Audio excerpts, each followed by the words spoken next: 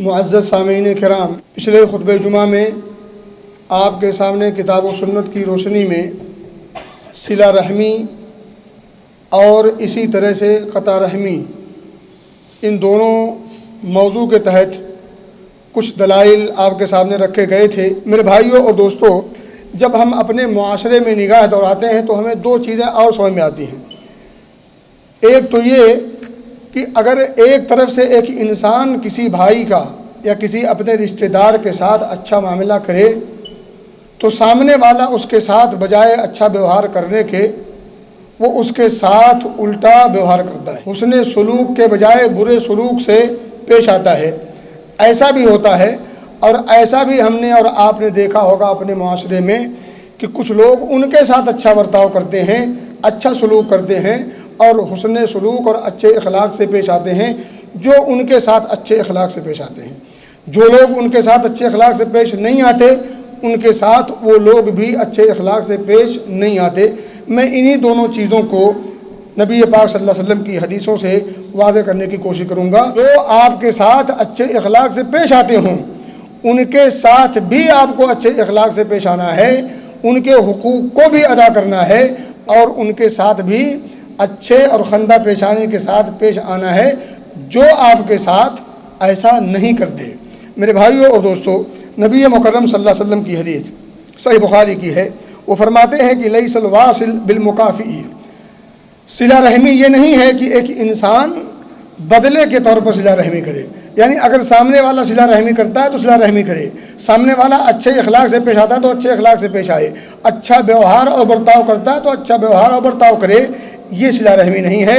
ولکن الواصل، بلکہ صلہ رحمی کرنے والا تو وہ ہے الذی اذا قطعت رحمہ، کہ جب اس کے ساتھ اچھا ویوہار اور برتاؤ نہ کیا جائے اس موقع پر وہ اسے جوڑنے کی کوشش کرے، جب سامنے والا کاٹنے کی کوشش کرے اس موقع پر یہ جوڑنے کا کام کرے، تب یہ صلہ رحمی ہے، اور اگر ایسا نہیں تو یہ صلہ رحمی نہیں کہلائے گا۔ میرے بھائیوں اور دوستوں، اسی سلسلے کو آپ ذرا سمجھیں۔ حضرت ابو ہریرہ رضی اللہ تعالی عنہ سے مروی حدیث ہے، یہ صحیح مسلم کی روایت ہے، وہ فرماتے ہیں کہ ان رجلا جاء الی النبی صلی اللہ علیہ وسلم، نبی مکرم صلی اللہ علیہ وسلم کے پاس ایک صحابی آئے اور انہوں نے عرض کیا، یا رسول اللہ کے رسول صلی اللہ علیہ وسلم، ان لی قرابۃ اصلهم ويقطعوننی، میرا ایک رشتہ دار ہے، میرا ایک قرابت دار ہے، خاص رشتہ دار ہے، میں اس سے اپنے تعلقات کو جوڑنے کی کوشش کرتا ہوں، وَيَقْطَعُونَنِي،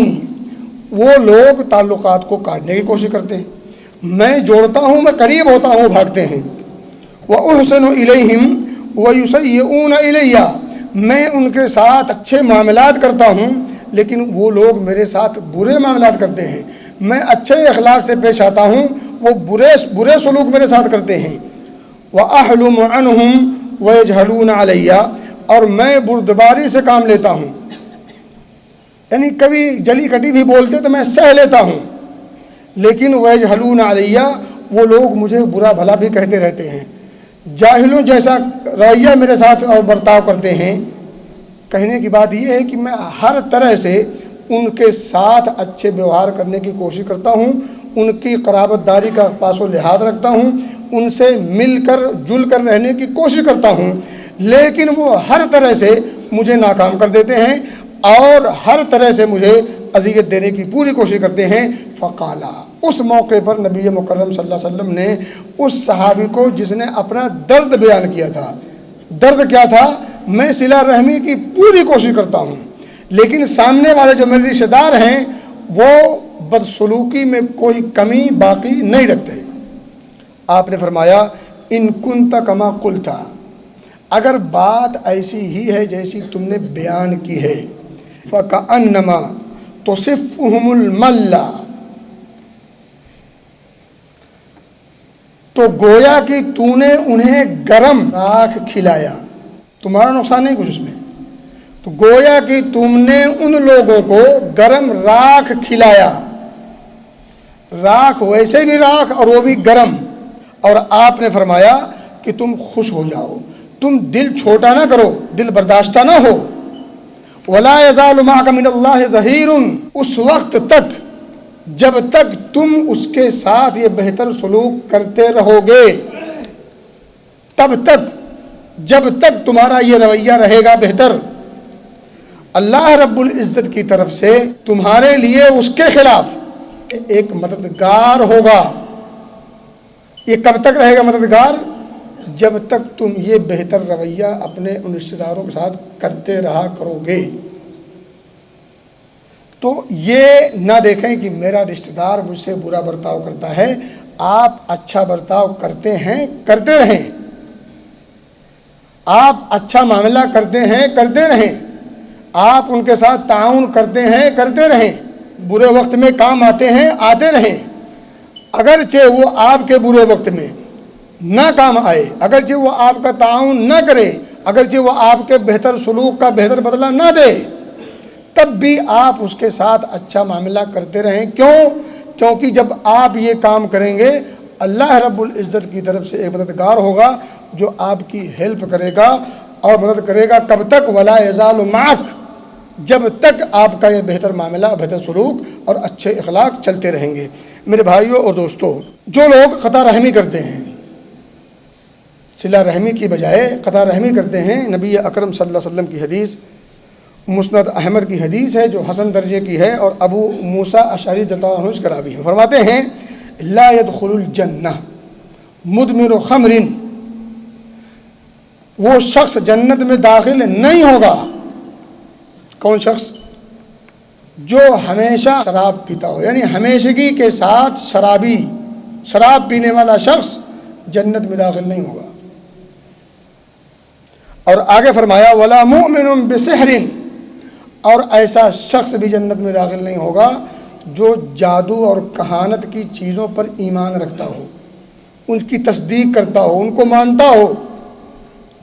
اور آگے جو جملہ ہے وہ آج کے موضوع کا ہے، ولا قاطع رحم، قطع رحمی کرنے والا بھی جنت میں داخل نہیں ہوگا۔ تو جو لوگ صلہ رحمی کرنے والوں کے ساتھ تعاون نہیں کرتے، ان کے لیے یہ حدیث بڑی ہی چونکانے والی ہے۔ صلہ رحمی کرنے والے عموماً تھوڑے ہوتے ہیں۔ میرے بھائیوں اور دوستوں، اسی طرح کی گفتگو ایک صحابی نے نبی اکرم صلی اللہ علیہ وسلم سے آ کر کے کی۔ مسند احمد کی روایت عبداللہ بن عمر بن عاص رضی اللہ تعالیٰ عنہما اس کے راوی، وہ فرماتے ہیں کہ ایک صحابی نبی اکرم صلی اللہ علیہ وسلم کی خدمت میں آئے اور عرض کیا ان لی ذوی ارحام، میرے کچھ قریبی رشتہ دار ہیں، اصل و یقطعونی، یعنی میں صلہ رحمی کرتا ہوں، وہ قطع رحمی کرتے ہیں، وَآفُو وَيَظْلِمُونِّ، میں ان کو معاف کر دیا کرتا ہوں اگر کبھی وہ کوئی ایسی حرکت کر دیں زبان سے، عمل سے یا کوئی بھی کام جو میرے خلاف ہو، جس سے مجھے اذیت اور تکلیف ہوتی ہو، تو ایسے موقع پر میں ان کی خامیوں اور غلطیوں کو معاف کر دیتا ہوں، لیکن یہ لوگ میرے ساتھ ظلم کرتے ہیں۔ یعنی کوئی موقع چھوڑتے نہیں، کوئی موقع آ جائے تکلیف دینے کا تو چھوڑتے نہیں، کر گزرتے ہیں۔ وَأُحْسِنُ وَيُسَيِّئُونِّ، میں ان کے ساتھ بہتر سلوک کرتا ہوں، یہ میرے ساتھ برا سلوک کرتے ہیں۔ اب یہ جو سوال کیا ہے وہ ذرا کو ذکر کیا، کہہ رہے ہیں أَفَأُكَافِئُهُمْ، کیا میں ان امور میں ان سے بدلہ لے لیا کروں؟ یعنی اگر میرے ساتھ یہ زیادتی کریں تو میں بھی زیادتی کروں، یہ بدتمیزی کریں تو میں بھی بدتمیزی کروں، یہ برے اخلاق سے پیش آئیں تو میں بھی بدخلقی کروں۔ أَفَأُكَافِئُهُمْ، قال اللہ،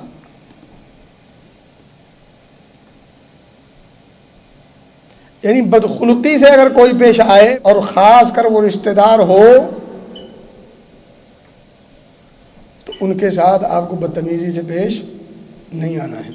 آپ نے فرمایا قال اللہ اذن تترکون جمیعا، آپ نے آگے فرمایا، وہ غور کریں، ولیکن خذ بالفضل، لیکن تم کرو کیا؟ فضیلت والے کام کو اپناؤ، وہ کام جو افضل ہیں انہیں اپناؤ، جو بہتر ہیں وہ اپناؤ۔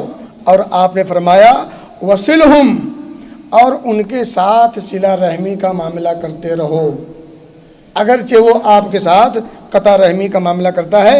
پھر آپ نے وہی بات فرمائی کہ فَإِنَّهُ لَن يَزَالَ مَعَكَ ظَهِيرٌ مِّنَ اللَّهِ عَزَّ وَجَلَّ مَا كُنتَ عَلَى ذَلِكَ، جب تک تم اپنے اس اچھے کام پر باقی رہو گے، قائم رہو گے، اس روٹین کے ساتھ چلتے رہو گے، تب تک اللہ رب العزت ان کے خلاف اپنی جانب سے تمہارے لیے مددگار بھیجتا رہے گا۔ میرے بھائیوں اور دوستوں، آئیے میں آپ کو ایک لمبی چوڑی حدیث سناؤں۔ مسند احمد کی روایت ہے اور شیخ البانی رحمۃ اللہ علیہ نے اسے سلسلۃ الصحیحہ میں بیان کیا ہے۔ حضرت عقبہ بن عامر رضی اللہ تعالیٰ عنہ اس کے راوی ہیں۔ حدیث لمبی ذرا ہے۔ نبی مکرم صلی اللہ علیہ وسلم کے صحابی رسول عقبہ بن عامر فرماتے ہیں کہ لقیت رسول اللہ صلی اللہ علیہ وسلم فابتدأته فأخذت بيده۔ کیا منظر رہا ہوگا؟ کہتے ہیں کہ ایک بار میں نبی اکرم صلی اللہ علیہ وسلم سے جا کر کے ملاقات کیا۔ لقیت، میں نے ملاقات کی تو شروعات میں نے کی، فابتدأته فأخذت بيده، شروعات میں نے کی، اور شروعات کہاں سے کی؟ آپ صلی اللہ علیہ وسلم کے ہاتھ مبارک کو میں نے پکڑ لیا۔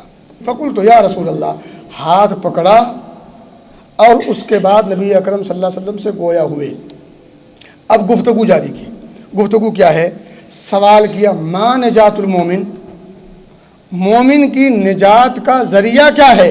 مومن نجات کیسے پائے؟ نجات کا راستہ کیا ہے؟ ملاقات ہوئی ہے تو سوال کتنا اچھوتا ہے، اور سوال کا تعلق آخرت سے ہے۔ آخرت کی فکر کس حد تک صحابہ کرام کو دامنگیر ہوا کرتی تھی، اندازہ کیجئے۔ نبی اکرم صلی اللہ علیہ وسلم کہتے ہیں، قال یا عقبہ املک لسانک، نجات کے راستے سکھلا رہے ہیں، اپنی زبان کو کنٹرول میں رکھو، اس کو بے لگام مت چھوڑو۔ اور آگے فرمایا ولیسعک بیتک، اپنے گھر کو لازم پکڑو، یعنی تمہارا گھر تمہارے لیے کشادہ ہو جائے، وسیع ہو، یعنی اپنے آپ کو اپنے گھر ہی میں باندھ کے رکھو، سوائے ضرورت کے، بلا ضرورت گھر سے باہر مت نکلو، بلا ضرورت بازار وغیرہ میں ٹہلنا، گھومنا، عیش مستی کرنا، یہ سارے کام بند کرو، گھروں کو لازم پکڑو۔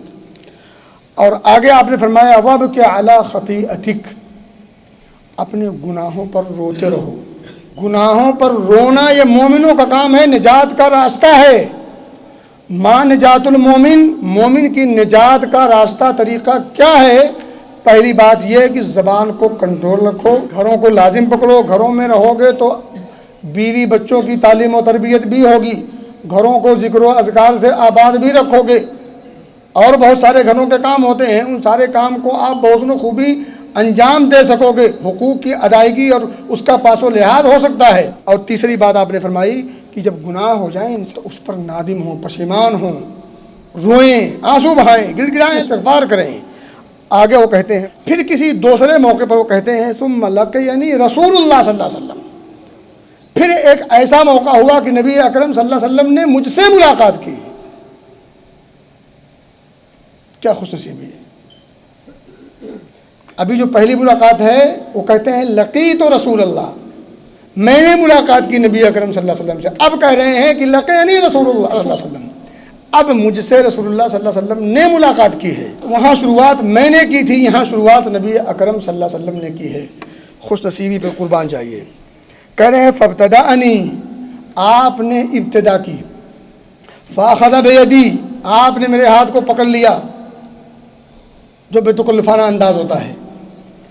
فقال، آپ نے فرمایا یا عقبہ بن عامر، عقبہ بن عامر ذرا سنو، الا اعلمک خیر ثلاث صور، کیا میں تمہیں 3 بہترین صورتیں نہ سکھلا دوں؟